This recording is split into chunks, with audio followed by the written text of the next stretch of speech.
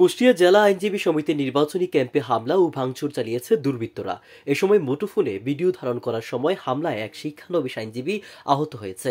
সোমবার সকালে কুষ্টিয়া আদালত চত্বরে এই ঘটনা ঘটে। কুষ্টিয়া মডেল থানার পরিদর্শক আব্দুল আলিম ঘটনার সত্যতা নিশ্চিত করেছে। আহত শিক্ষানবিশ আইনজীবী মজিবুল হককে কুষ্টিয়া জেনারেল হাসপাতালে চিকিৎসা দেওয়া হচ্ছে। আগামী বুধবার কুষ্টিয়া জেলা আইনজীবী সমিতির কার্যনির্বাহী পরিষদের নির্বাচন অনুষ্ঠিত হবে।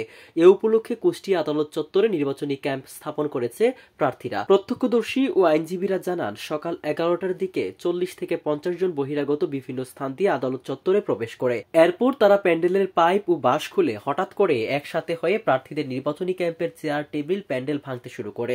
তারা প্রার্থীদের ব্যানার, ফেস্টুন ছিঁড়ে ফেলে যায়।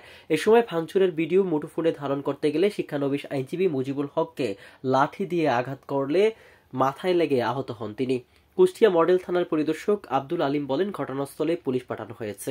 বিগত 1 বছরের ভিতরে যেসব কর্মকাণ্ড হচ্ছে, তো এইসব কর্মকাণ্ড তো ছিল একজনের পালানোর বিষয় নিয়ে, সেইটাই এখন আমার মনে হয় যে একটা কালচার হয়ে গেছে, যে উচ্ছৃঙ্খল, ওই যে মব, বর্তমানে মব শব্দ ব্যবহার হচ্ছে, সেই মবেরই একটা অবস্থান এই জায়গায় প্রয়োগ করতে চাচ্ছে। এটাই মনে হয়, কোনো আইন শৃঙ্খলার দরকার নাই, ওরা যা করবে তাই বলতেছে। আমি নির্বাচন কমিশনকে যে কোনো মূল্যে এই নির্বাচন অনুষ্ঠিত হতে হবে, কেননা আমরা জানেন গণতন্ত্র রক্ষার জন্য 17 বছর নির্যাতিত নিষ্পেষিত হয়েছে আমাদের ভোটাধিকার পুনরুদ্ধারের জন্য। সেই ভোটাধিকার যাতে রক্ষিত হয়, এবং এই বারে কোনোদিন আমরা দেখেছি সেই সময়েও কখনো ভোটের উপরে, আইনজীবীদের ভোটের উপরে কখনো কোনো আঘাত আসেনি।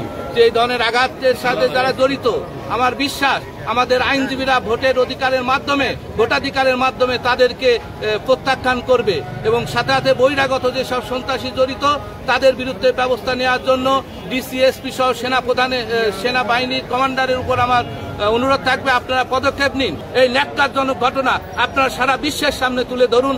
আমাদের যে প্রশাসন যে চরমভাবে ব্যর্থ হয়েছে সে বিষয়টিও তুলে ধরবেন। কুষ্টিয়া থেকে হাসিবুল ইসলামের রিপোর্ট, আমার বার্তা।